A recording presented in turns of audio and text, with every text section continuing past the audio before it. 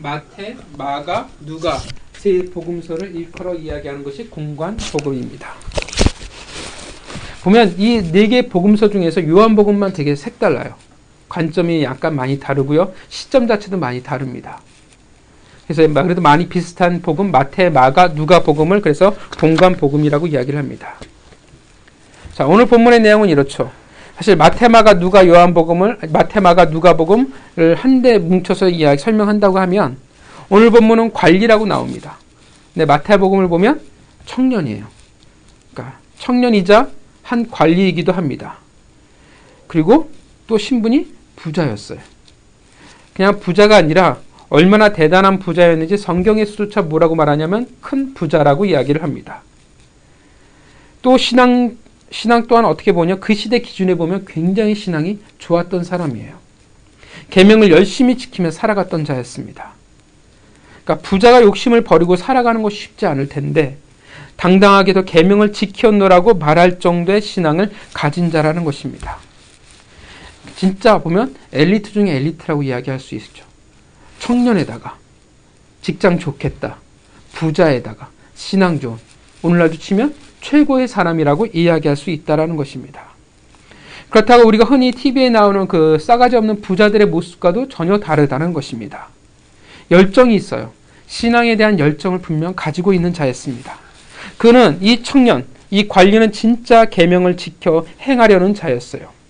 어떻게 할 수 있냐면 예수님이 그를 보고 뭐라고 말하냐면 마가복음 10장 21절을 보면 그를 보시고 사랑하사라고 말씀을 하세요. 그러니까 예수님이 그 청년을 보고 어떻게 해요? 진짜 사랑했어요. 진짜 마음에 드셨어요.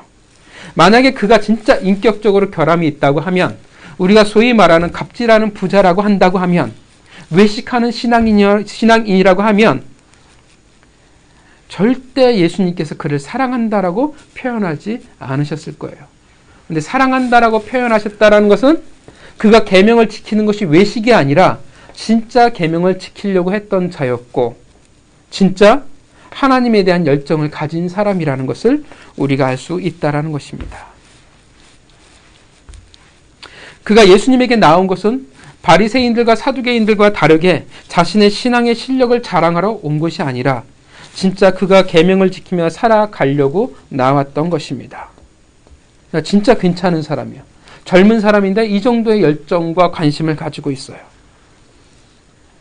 정말 인정받을 만한 사람이라고 말할 수 있습니다. 그리고 남부러울 것 없는 삶이라고도 말할 수 있을 것입니다. 그런데 이 청년에게 한 가지 해결할 수 없는 인생의 공고함이 있어요. 그 공고함이 바로 뭐냐 하면 영생에 관한 부분이었습니다. 그러니까 열심히 살아가도 열심히 계명을 지켜도 어떻게 하냐면 이 영생이라는 이 부분은 결코 그에게 있어서 채워지지 않는 큰 한 조각이었다라는 것입니다. 그러니까 인간이라는 것은 정말 신기한 존재예요. 인간은 정말 영적인 생명체라는 것을 우리는 아무리 이 세상에서의 삶이 충족된 삶을 살아갈지라도 우리 영적인 갈급함을 채우지 못하면 그 공허함으로 괴로워하는 존재라는 것입니다. 그러니까 인간은 확실히 이런 점에서 하나님의 형상을 가지고 형상대로 창조를 받았다라는 것을 느끼게 해줘요. 우리는 그걸 흔히 종교성이라고 표현을 하는데 우리에게 채워지지 않는 어떤 그 공허함들을 가지고 있는 것 보면 분명히 하나님의 형상을 가지고 만드신 자들이라는 것을 알 수 있다는 것입니다. 그러니까 육적인 필요만을 채우며 살아가는 존재가 아니라 반드시 영적인 것도 공급되어져야 하는 존재라는 거예요. 그러니까 교회 생활을 하다 보면 그런 영적 갈급함을 해결하지 못해서 유랑하는 성도들을 우리는 보게 됩니다. 참 안쓰럽죠. 우리는 참 불쌍한 사람들도 많다라는 것입니다. 그러니까 내가 모든 것을 다 가졌다라고 해도 우리 인간은 결국 보면 영적인 문제가 해결되어져야 결국 행복할 수가 있어요. 근데 반대로요. 내가 이 세상에 모든 것을 가지지 못한다 할지라도 영적인 것이 채워지면 또 그 은혜로 인간은 또 살아갈 수 있는 존재이기도 하다는 것입니다. 그것을 볼 때는 물론 육적인 것도 우리에게 매우 필요합니다. 그러나 우리에게 영적이라는 것이 얼마나 중요한지를 우리에게 알 수 있게 해준다는 것입니다. 우리 교회 성도들은 영적인 갈급함이 있되 유랑하는 성도가 되지는 않길 바랍니다. 하나님께서 이 예배를 통해서 여러분들을 채우시기를 바랍니다.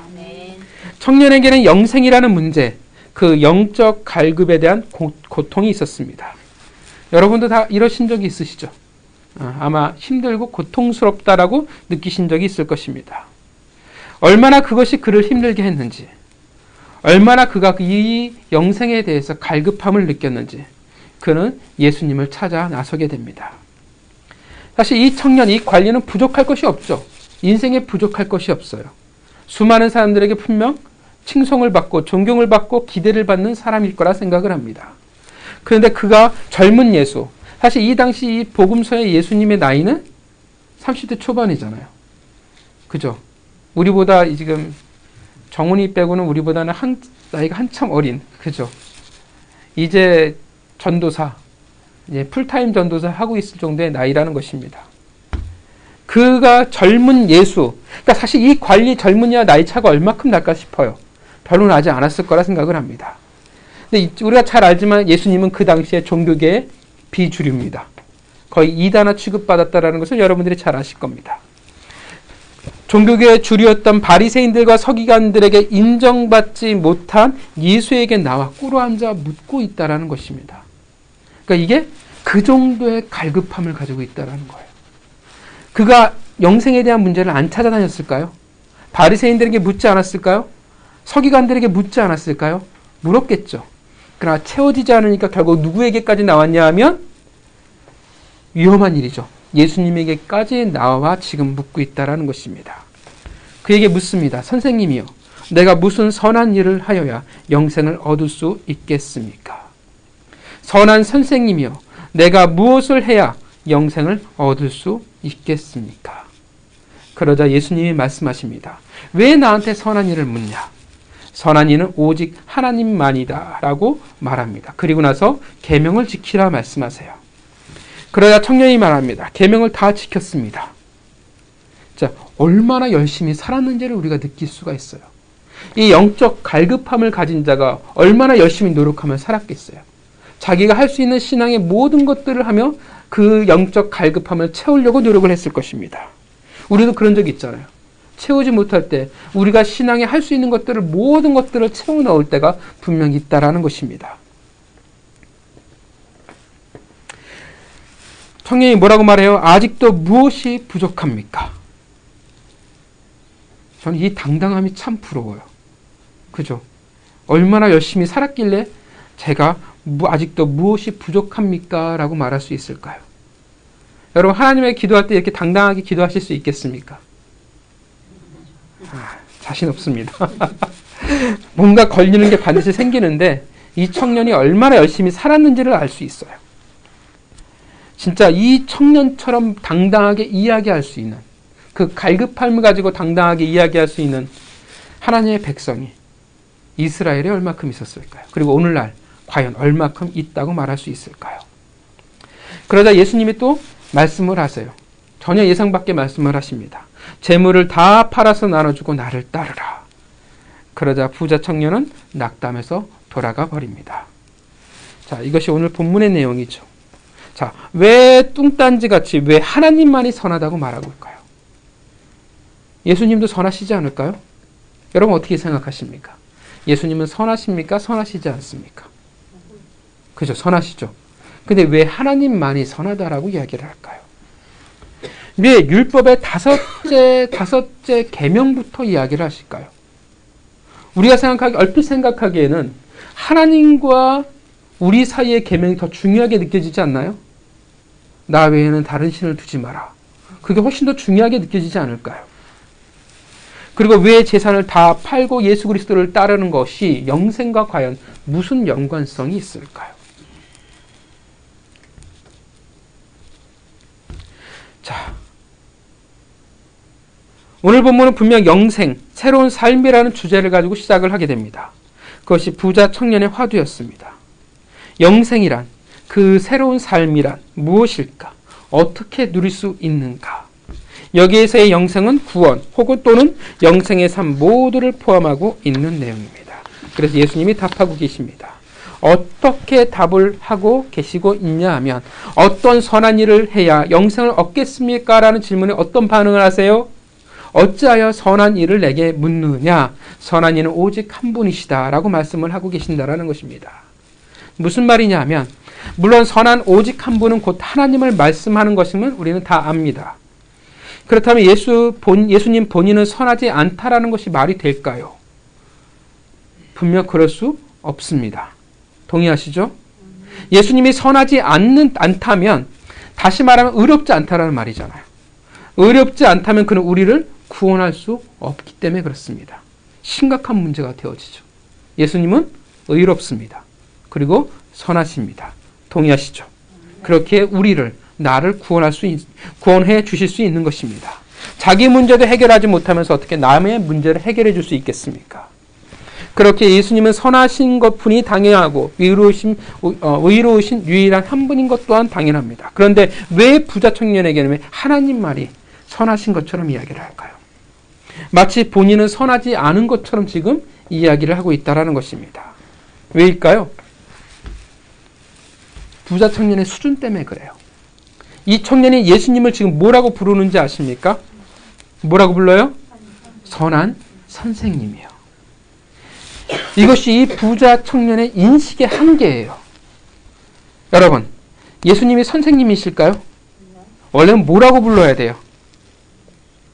메시아 또는 헬라어에서 랍비 주여라고 불러야 돼요. 여러분들이 많이 들어보신 헬라어예요. 퀴리오스. 응? 마태복음과 사도행전을 하면서 수없이 들었을 텐데. 자, 퀴리오스라고 불러야 돼요. 주님이라고 부르는 것이 그 호칭이 맞아요.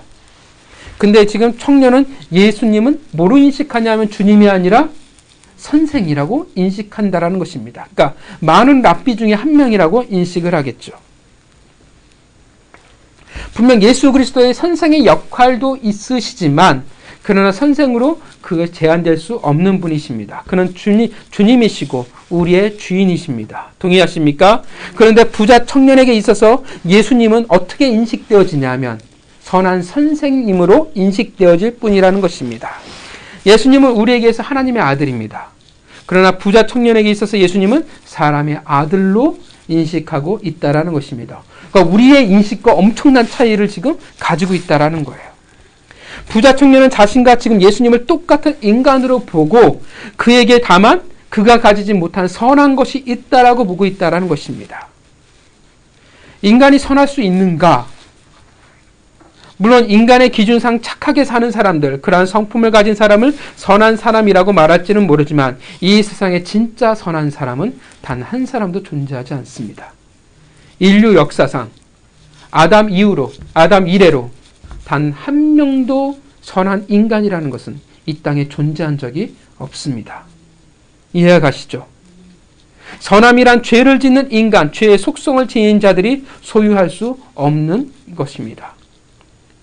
만약에 소유할 수 있다면, 만약에 내가 그러함에도 불구하고 나는 선한 자라고 이야기한다면 어떤 말이 되냐면 우리 스스로 나를 의롭다 이야기하고 있다라는 것입니다. 그 말은 곧 선한 목자가 우리에게 필요 없다라는 말이 되어집니다. 그래서 말씀하시는 거예요.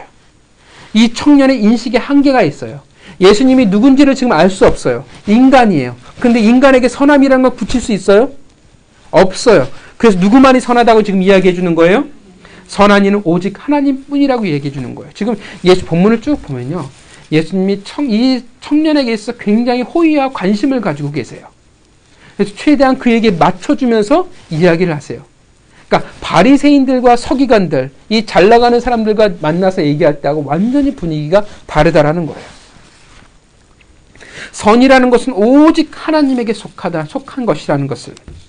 그리고 그렇게 우리는 결코 선하지 못한다라는 것을 지금 분명히 하고 계신다라는 것입니다.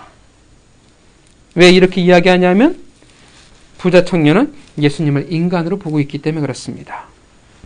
만약에 부자 청년이 예수님을 진짜 하나님의 아들로 인식한다면 어떻게 돼요? 주님으로 인식한다면 예수님은 스스로 선하다라고 말씀하셨을 것입니다.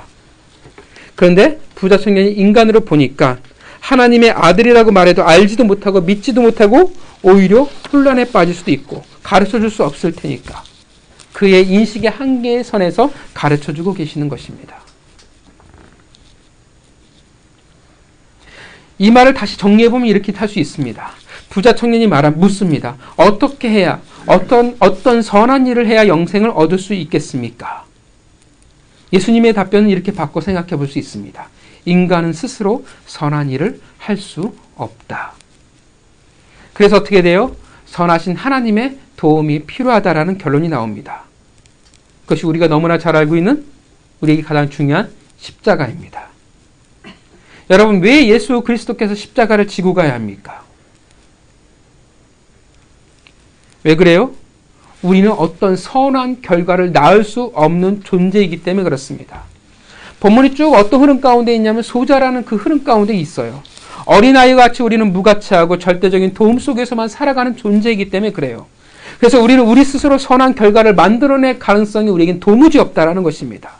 우리는 스스로 의인이 될 수 없습니다. 그래서 선한 예수 그리스도께서 십자가를 지고 가셔야만 하는 것입니다. 그래서 계명을 지키라고 말하는 거예요. 여러분, 여기에서 계명을 단지 율법, 규칙 그런 의미로 생각해서는 안 됩니다. 예수님이 계명을 지키라고 말씀하세요. 그리고 무엇을 말씀하시냐면 결국 예수 그리스도께서 율법을 두 가지로 쪼려버리죠.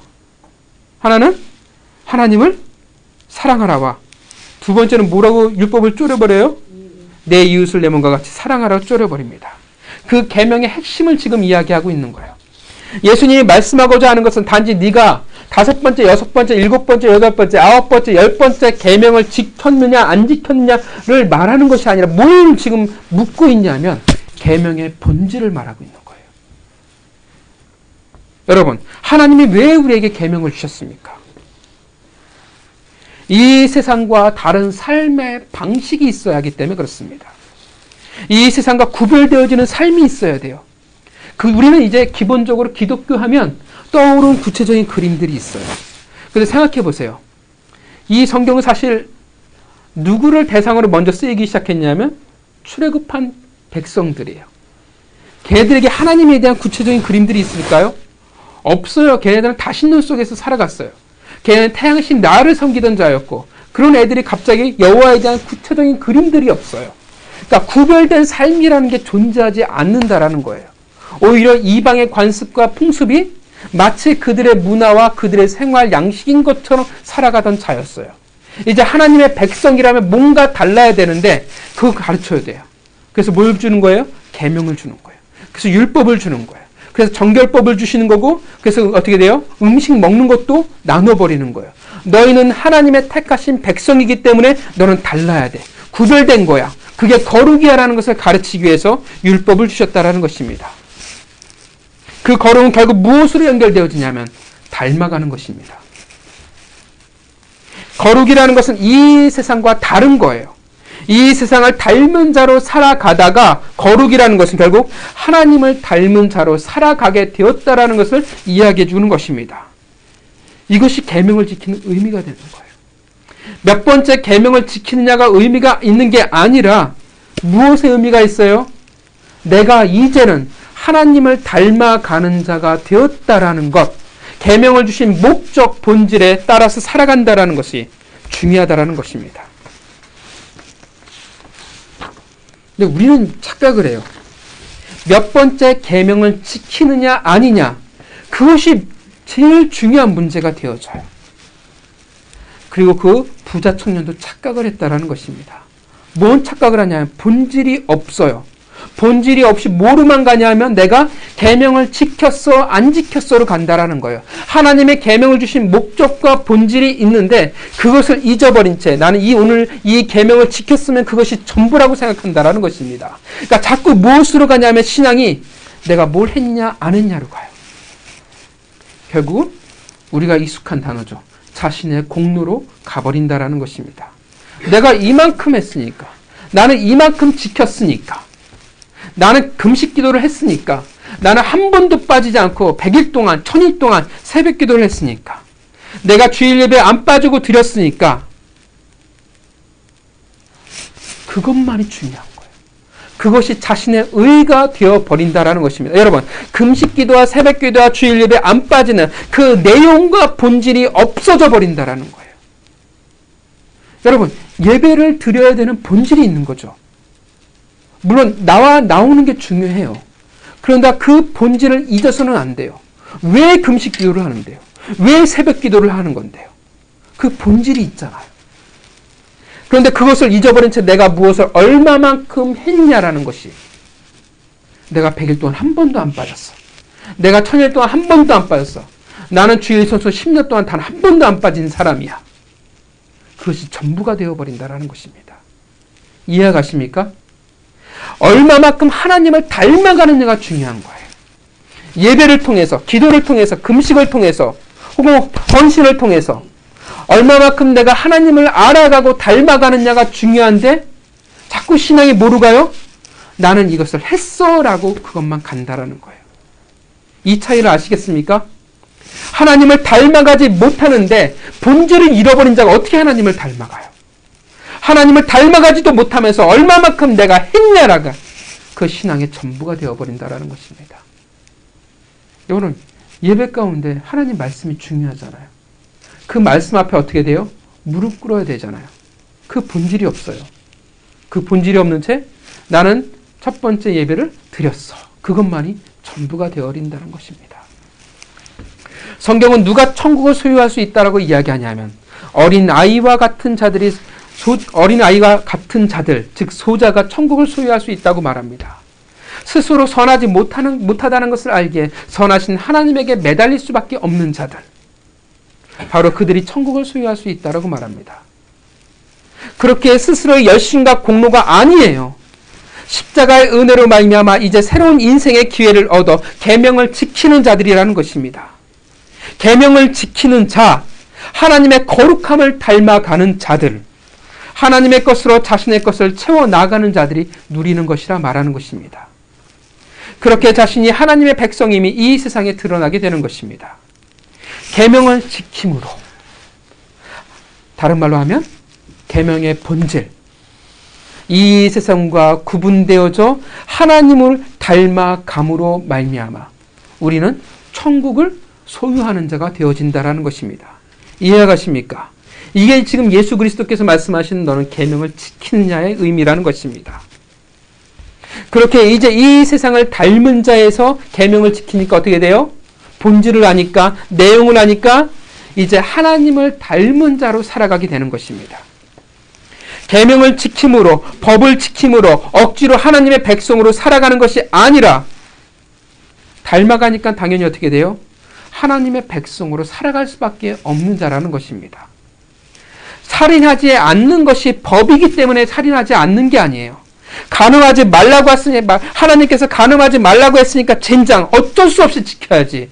그게 아니라는 거예요. 하나님이 도둑질하지 말라고 법을 줬으니까 어쩔 수 없이 도둑질하는 것을 포기하는 것이 아니라는 거예요. 하나님을 닮은 자로 살아가니까 어떻게 돼요? 도둑질하지 않는 것이 당연해요. 간음하지 않는 것이 당연해요. 살인하지 않는 것이 너무나 당연한 일이 되어진다라는 것입니다. 이 큰 차이를 이해하시겠어요? 이해가시죠? 하나님을 닮은 자로 살아가니까 그 법이 지키냐 안 지키냐의 문제를 어떻게 돼요? 넘어가는 거예요. 너무나 당연한 거예요. 하나님의 성품을 가지고 보니까 그 죄를 나는 어떻게 돼요? 나는 행할 수 없는 존재가 되어져 가는 것입니다. 닮은 자니까 내 이웃을 내 몸과 같이 사랑하며 살아가려고 노력할 수밖에 없는 거예요. 왜냐하면 하나님의 그 마음이 내게 담겨져 있기 때문에 그렇습니다. 계명을 지키는 자, 다른 말로 하면 하나님을 닮아가는 자, 그렇게 천국을 소유한 자는 다른 삶의 방식 혹은 다른 것으로부터 나를 채우며 살아갈 수 없습니다. 다른 것이 우리의 삶의 근거가 될 수 없어요. 오직 하나님만이 내 삶의 근거가 될 수밖에 없는 것입니다. 이것이 부자 청년의 문제였어요. 그는 생각했어요. 뭘 생각했냐면 인간은 스스로 선할 수 있다라고 생각했어요. 사실 이 청년의 문제가 아니라 사실 유대인들의 문제죠. 율법을 지키면 선하다라고 생각했기 때문에 그렇습니다. 그 선함의 근거를 인간에게서 찾을 수 있다라고 생각을 했어요. 하나님이 율법을 주신 이유는 명확해요. 인간의 한계를 맞닥뜨리길 원했어요. 인간은 스스로 선할 수 없구나를 깨닫고 은혜를 구하는 자가 되길 바랬는데 어떻게 유대인들은 반대로 가버렸어요. 계명을 지킨다는 행위, 그 공로로 말미암아 영생을 얻을 수 있다라고 생각을 했다라는 것입니다. 그것이 실패예요. 부자 청년의 실패이자 유대인들의 실패였습니다. 여러분, 소자가 아닌데 어떻게 천국을 소유할 수 있으며 하나님을 닮은 자가 아닌데 어떻게 천국을 소유했노라고 말할 수 있겠습니까? 그는 스스로 다 지켰노라고 생각하고 말하고 있습니다. 물론 진짜 열심히 노력했겠죠. 20절, 이 모든 것을 내가 지켰사온데 아직도 무엇이 부족하나이까? 건방도 아니고 교만도 아니고 그의 열심이었습니다. 그래서 예수님이 가르쳐 주십니다. 너는 계명을 다 지킨 것이 아니야. 너는 계명을 주신 목적을, 본질을 지금 모르고 있는 거야. 무엇을 통해서 그렇게 명확히 드러내고 계시냐면 재물을 통해서 드러내고 계시는 거예요. 그래서 말씀하십니다. 사랑하니까, 그리고 진짜 그 부자 청년이 너무나 안타까우니까, 진짜 잘못된 방법이지만 그래도 열심히 살아갔다는 것을 아시니까 그에게 어떻게든 인생의 새로운 기회를 주시고자 그에게 말씀하십니다. 본문의 표현대로 그를 사랑하셔서 내가 온전하고자 할진대 가서 내 소유를 팔아 가난한 자들에게 주라. 그리하면 하늘에서 보화가 내게 있으리라. 그리고 와서 나를 따르라. 그러자 이것이 그의 마음에 걸려버립니다. 마음이 어려워졌습니다. 왜 어려워져요? 그는 진짜 사실은 계명을 지키는 자가 아니었기 때문에 그렇습니다. 계명을 통해 하나님을 닮아가는 자는 아니라는 것을 이야기해주고 있습니다. 그러니까 적나라하게 그의 수준을 지금 끄집어내어주고 있는 거예요. 10계명은 첫 번째부터 네 번째 계명은 하나님, 다섯 번째부터 10번째 계명은 나와 이웃과의 관계입니다. 그런데 예수님은 오늘 이웃과에 관한 계명만을 말씀하세요. 이웃 사랑의 계명을 네가 다 지켰느냐? 청년이 말합니다. 이웃 사랑의 계명을 다 지켰습니다. 하나님이 명하신 이웃에 관한 도리를 내가 다 지켰습니다. 봐라, 재물을 통해서 이제 말해주는 거예요. 계명을 적당히 지키며 스스로 의롭다고 생각할지 모르지만 너는 하나님에 대한 사랑은 고사하고 이웃에 대한 사랑조차 제대로 실천하지 못하는 자가 아니냐라고 예수님이 재물을 통해서 그의 신앙을 지금 어떻게 돼요? 드러내버리는 거예요. 이웃에 대한 사랑조차 제대로 실천하지 못하는데 어떻게 돼요? 하나님에 대한 사랑은 더 이상 보지 않아도 뻔하다라는 거예요. 그래서 첫 번째부터 네 번째 계명은 언급도 안 하는 거예요. 왜냐하면 여기서 걸려버리는데 하나님에 대한 사랑은 이 정도 수준도 아닌데 이 더 높은 수준을 어떻게 요구할 수 있겠습니까? 증명할 수 있겠습니까? 말할 필요도 없는 거예요. 이웃 사랑조차도 지킬 수 없는데 네가 어찌 하나님에 대한 사랑은 지킬 수 있냐라는 거예요. 보지 않아도 어떻게 돼요? 뻔하다라는 거예요. 진정 계명의 의미인 이웃을 내 몸과 같이 사랑하라는 것을, 그것을 완전히 지키는 자라면 여러분, 그깟 재산을 파는 것이 과연 무엇이 의미가 되겠습니까? 결국 부자 청년은 계명을 지키지 않았으며 하나님을 닮아가지 못한 삶을 살아갔다라는 것을 증명한다라는 것입니다. 선하신 하나님이 그의 삶의 근거가 되어지지 못합니다. 그는 영생을 소유할 수 없는 자라는 거예요. 왜 선하신 하나님이 그의 삶의 근거가 되지 못합니까? 바로 그의 삶의 근거는 바로 세상이에요. 그의 삶의 근거는 결국 뭐였냐면 진짜 선하게 살았고 열심히 살았을지 모르지만 오늘 본문에 보인 재물이에요. 그의 진짜 삶의 근거가 무엇인지를 예수님이 지금 적나라하게 드러내 보이신 것입니다. 이 본문에서 단지 돈이 많고 적음에 그의 재산이 천국과 연관이 있다라고 말하는 것이 아닙니다. 나의 이웃을 많이 베풀어야 되는 것이 전부라고 말하고 또 있는 거 아니에요. 삶의 근거를 말하는 거예요. 만약에 부자 청년이 그의 가족이 삶의 근거였다면 예수님은 다르게 말씀하셨을 거예요. 친척 아비의 집을 떠나라 말씀하셨을 것입니다. 그가 다니는 직장이 삶의 근거라고 하면 너는 직장을 버리고 나를 쫓으라 말씀하셨을 것입니다. 그 옛날 선지자들처럼 명예를 바라는, 명예가 그의 약점이라면 명예를 버리고 나를 쫓으라 이야기할 것입니다. 나와 같이 조롱받고 핍박받자로 이야기했을 것입니다.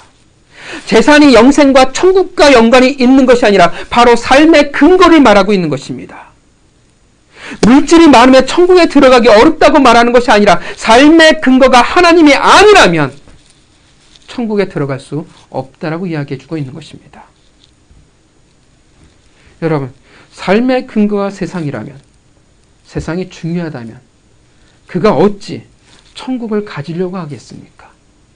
눈앞에 당장 더 좋은 것들이 있는데, 내가 누리며 살아가고 있는 것들이 있는데, 부자 청년은 세상에 그의 삶의 근거였기에, 재물이 그의 삶의 근거였기에 천국의 가치를 알지 못했어요.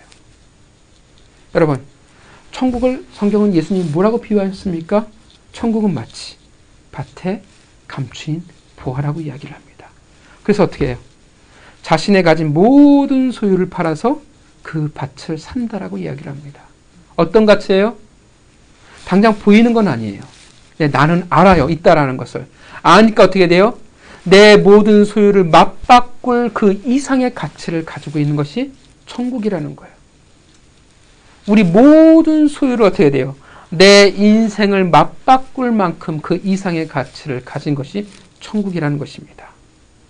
천국은 마치 값진 진주와 같아서 자신의 모든 소유를 팔아서. 가치를 알아야 하는데 가치를 알지 못했습니다. 알지 못했기에 부자 청년은 자신의 모든 소유를 팔지 못했습니다. 단지 내 이웃에 봉사하라는 것이 아니라 자신의 그 가치를 알게 자신의 소유를 팔 수 있어야 되는데, 안타깝게도 그는 가치를 알지 못했습니다. 왜냐하면 그는 세상이 그의 삶의 근거이기 때문에 그렇습니다. 율법을 지켰을지는 모르겠습니다. 5번째부터 10번째 율법을 지켰을지는 모르지만 결국은 하나님을 닮아가는 자는 아니었습니다. 율법의 본질을 알지 못하는 자였습니다. 여러분, 단지 하나님의 말씀을 지키는 자는요, 종교 생활로 갈 수밖에 없습니다. 단지 지키는 자는 종교 생활로 끝날 수밖에 없어요.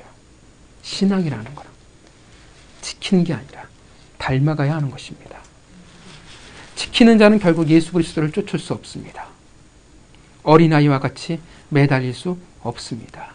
지키는 자는 자신의 의의가 드러날 수밖에 없어요. 자신의 의의가 강해질 수밖에 없어요. 왜냐하면 내가 지켰으니까. 나는 할 수 있으니까. 그래서 옛날 박영선 목사님이 말씀하시던 것이 박영선 목사님이 아니구나.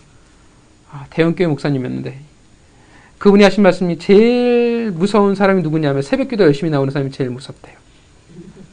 새벽기도 제일 열심히 나오는 장로가 제일 무섭다고 얘기를 했어요. 왜냐하면 의의가 가득하기 때문에 그래요.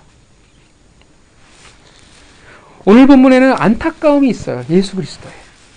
그 청년의 순수한 열정을 예수 그리스도께서 아십니다. 열심히 있어요.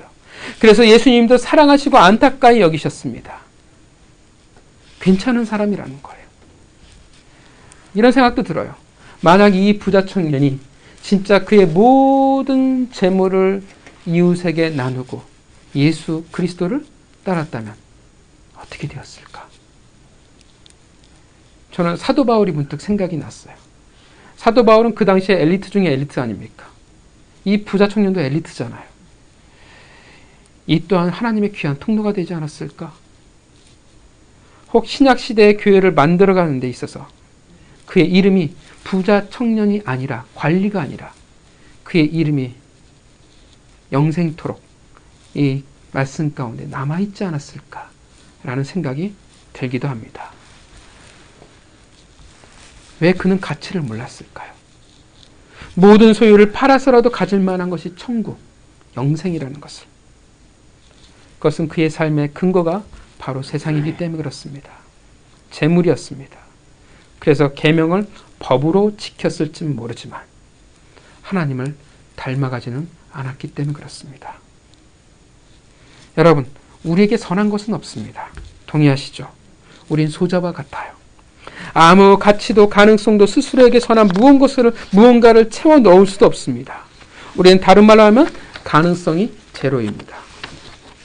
그래서 선하신 하나님의 것으로 우리를 채워야 합니다. 그것으로 살아야 되고 그것이 우리의 삶의 근거가 되어야 합니다. 그것이 계명을 지킨다라는 거예요.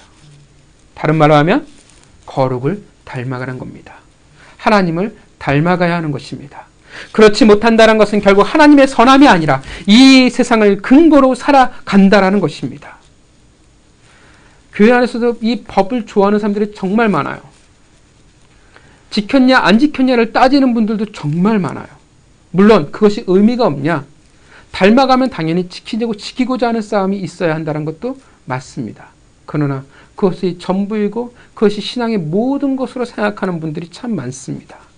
안타깝게도 그 신앙들을 보면 종교 생활일 때가 너무나 많아요. 강팍하고 은혜가 없고 자신의 공의로 가득 찬 모습을 보게 됩니다.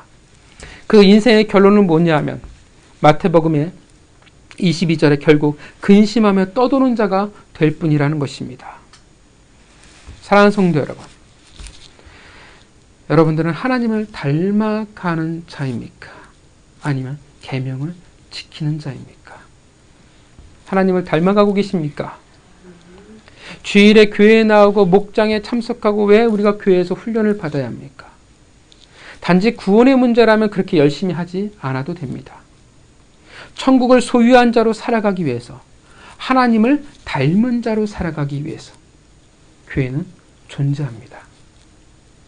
천국을 이 땅 가운데 누리며 살아가는 자가 되게 하기 위해서 교회가 존재하고 있는 것입니다. 여러분, 왜 우리가 닮은 자가 되어야 돼요? 사랑의 속성이에요. 사랑하면 어떻게 돼요? 닮아요. 사랑하면 같은 공통 분모를 가지려고 합니다. 그게 닮아가는 거예요. 사랑의 속성이에요. 사랑하는데 닮고 싶지 않아요. 그럼 어떻게 돼요? 그건 가짜예요. 내가 정말 내 인생의 스승을 만났어요. 그럼 어떻게 돼요? 닮아가려고 노력해요. 따라하려고 노력을 해요. 왜 우리가 하나님을 닮은 자로 살아가기가 어려울까요? 왜 우리의 신앙이 종교 행사로 전락이 되어질까요? 왜 단지 말씀이 법이 되어지고 규칙으로 전락할까요? 왜 우리의 모든 신앙의 생활들, 내용들, 주일에 예배에 참석하는 것도 그렇고 헌금도 그렇고요. 왜 훈련도 그렇고 왜 이것이 굳이 다 법이 되어야 될까요? 우리의 예배, 우리의 찬양, 우리의 말씀, 전도, 기도 그 모든 것이 단지 반드시 해야만 하는 것이 아니라 하나님의 그 거룩을 닮아가는 것인데 우리는 사실은 하나님을 닮아가고 싶지는 않기 때문에 그렇습니다. 뭐에만 관심이 있냐면 내가 천국 가는 티켓만 확보하면 그것으로 끝이라 생각하고 있기 때문에 그래요. 닮아가는 데 관심이 없어요. 이 세상 누릴 거 다 누리다 어떻게 돼요? 천국이라는 파라다이스로 가면 전부라고 생각한다는 것입니다. 여러분, 하나님을 닮고 싶으십니까? 아니면 세상을 닮고 싶으십니까? 세상의 다른 것을 닮아가고 싶기 때문에 재물과 명예와 성공을 여러분 품고 살아가고 싶어하는 것은 아닐까요? 세상을 닮은 자로 살아가고 싶기에 그렇습니다. 세상을 닮은 자로 살아가기에 교회는 다닐지는 모르지만 하나님의 백성이 아니라 단지 종교인으로 전락하는 이들이 너무나 많습니다. 그들은 법을 지킨다고 말하지만 사실은 하나님의 통치 가운데는 살아가지는 않습니다. 단지 계명을 지키며 살아가려 할 뿐이에요. 헌금했으면 됐잖아요. 주일 예배 드리면 됐잖아요. 더 이상 뭘 나한테 간섭하지 마십시오. 부자 청년의 삶, 열심히 살았는데 하나님의 계명을 지키는 자, 즉 닮아가는 자가 아니라면 결국은 어떤 삶을 살아가겠습니까? 근심하며 살아가는 인생이 되어질 수밖에 없습니다. 힘이 없어요. 은혜가 없어요. 해야 할 일만 존재할 뿐입니다. 그것이 전부가 될 뿐입니다. 아무리 종교 생활을 열심히 해도 채워지지 않습니다. 근심하며 살아갈 수밖에 없는 인생이에요. 단지 먹고 사는 문제가 아니라 영원히 영적 갈증을 채울 수 없기에 근심하며 목마르며 살아갈 수밖에 없다라는 것입니다. 이것이 종교인의 결론입니다. 우리는 착각하면 안 됩니다. 주일 예배 드린 것으로 신앙생활이 끝났다고 생각하면 안 됩니다. 내가 교회 법을 지켰다고 해서 그것이 신앙생활이 끝났다고 생각하면 안 됩니다. 중요한 것은 무엇입니까? 본질이에요. 본질로 가야 돼요. 그 본질을 찾아가야 돼요. 단지 종교생활 할 생각을 하면 아니에요. 우리는 월요일부터 주일까지 하나님을 닮아가려고 노력해야 합니다. 그것이 예수 그리스도를 쫓아가는 삶이라는 것입니다. 그것이 거룩이에요. 단지 계명을 지키는 것을 말하는 것이 아니라 우리의 삶 가운데, 여러분의 삶 가운데 하나님의 것을 채워 넣어야 한다는 것입니다. 하나님의 마음을 집어넣어야 돼요. 왜 계명을 주셨는지, 왜 지키라 말씀하셨는지 하나님의 원하시는 삶을 집어넣어야 합니다. 하나님을 닮기 위해 기도해야 되는 거예요. 하나님을 닮기 위해 우리는 성경을 봐야 돼요. 하나님을 닮기 위해 우리는 교회에서 헌신합니다. 하나님을 닮기 위해 우리는 삶의 영향력을 고민해야 됩니다. 우리는 닮기 위해 오늘 이 자리에서 하나님의 말씀을 듣고 있는 것입니다. 하나님을 닮기 위해서 우리는 순종해야 합니다. 하나님을 닮기 위해 살아가는 자, 그것이 진짜 계명을 지키며 살아가는 자입니다. 닮기 위해 하나님의 것을 자신의 삶에 채워넣는 자들이 진짜 계명을 지키는 자라는 것입니다. 물론 하나하는 것들이 나를 거스릴 수도 있고 싫을 수도 있고 거부하고 싶을 때도 있습니다. 그러나 닮아가기 위해서라는 것을 잊어서는 안 됩니다. 우리는 그냥 하나님을 닮아가는 자들이 아니에요. 우리의 삶을 뒤돌아보면 그렇잖아요. 우리의 성품, 우리의 재성은 잘 안 돼요. 우리의 의지로 안 돼요. 그래서 하나님 무엇을 두셨냐면 교회를 두셨고, 그래서 목회자를 두셨고, 그래서 하나님께서 순종을 주셨다라는 거예요. 우리의 세상의 근거가 조금씩 하나님 안에서 도려내어지기를 원하고 계시는 것입니다. 오늘 본문은 단지 구원의 문제를 말하는 것이 아니라 천국을 소유한 백성의 그 삶이 무엇인지를 오늘 본문이 이야기해주고 있는 것입니다. 부자 청년, 그는 정말 열심히 종교 생활을 하는 자였습니다.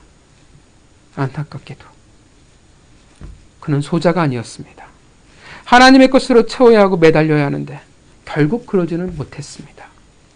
그렇게 단지 종교 생활을 하는 자였으며 그는 조금도 하나님을 닮은 자가 되어지지 않았습니다. 결국 세상과 그의 재물이 삶의 근거였습니다. 결국 본문은 부자 청년은 열심히 종교 생활을 했을지 모르지만 누구를 닮았다고 얘기를 해요? 하나님이 아니라 세상을 닮은 자라고 말하고 있습니다. 그래서 그에게 주어진 기회를 그는 놓치고 말았습니다.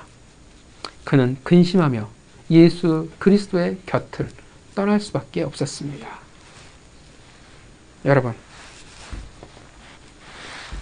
여러분의 교회에서의 삶이 오직 하나님을 닮아가기 위한 시간들이 되어지기를 바랍니다. 세상을 닮았기에 세상에서 근심하며 떠도는 자가 되어지지 않길 바랍니다. 우린 기억해야 돼요. 아무리 교회 생활을 열심히 하고 봉사하고 또 성도들에게 인정받는다 할지라도 결국 하나님을 닮은 자가 아니라면, 세상을 닮은 자라면 우린 영적 그 갈급함, 그 근심 속에서 떠도는 자의 삶을 살아갈 수밖에 없다는 것을 우리는 기억해야 합니다. 사랑하는 성도 여러분, 율법을 지키는 자가 아니라 하나님을 닮아가는 하나님의 어린아이, 소자가 되시기를 바랍니다. 앞으로 한 주간의 또 삶이 여러분들에게 있습니다. 하나님의 계명을 지키는 자가 아니라 하나님의 계명, 하나님을 닮아가는 자의 삶을 살아가는 하나님의 백성이 되어지기를. 이웃사랑의 계명을 다 지켰느냐? 예수님이 물었을 때 이웃사랑의 계명을 다 지켰습니다 라고 이야기할 수 있는, 하나님의 명하신 이웃에 관한 도리를, 본질을 제가 알고 지켰습니다 라고 이야기할 수 있는 하나님을 닮은 자로 살아가기를 주님의 이름으로 축원합니다. 같이 기도하겠습니다.